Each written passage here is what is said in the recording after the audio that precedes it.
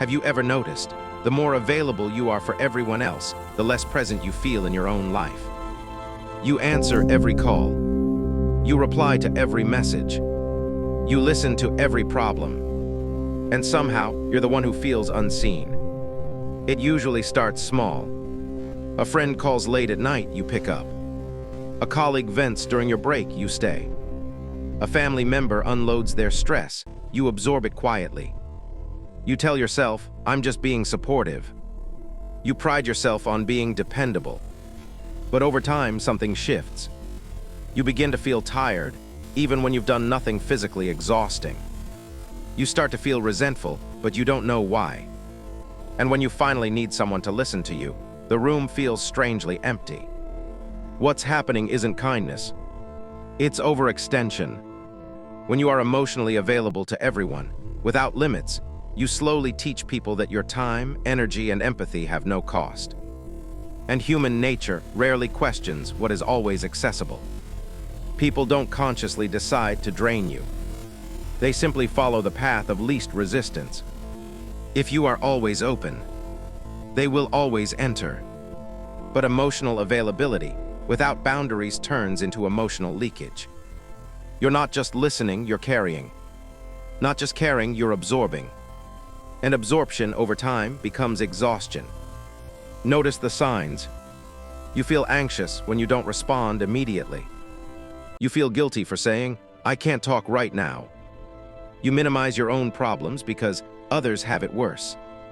You are the strong one, the calm one, the reliable one. But privately, you feel depleted. You rarely ask for support because you've unconsciously taken the role of the supporter.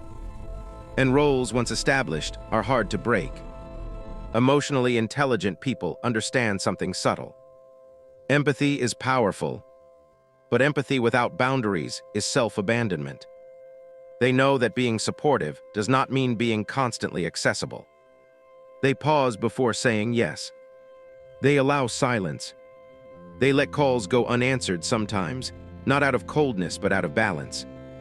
They understand that protecting their energy is not selfish. It is responsible. Because when you give from overflow, it feels generous. When you give from emptiness, it feels heavy.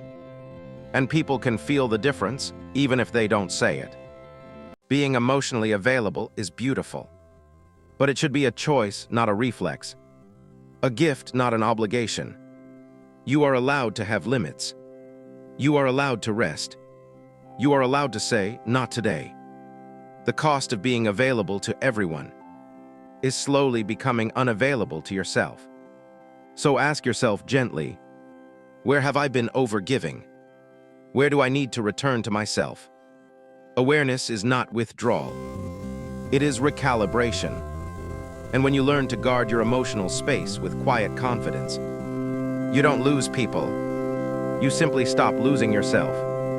If this resonated with you, pause for a moment, reflect. And if you're ready to grow in quiet strength and emotional clarity, subscribe and join this space. Because self-awareness isn't loud. It's intentional.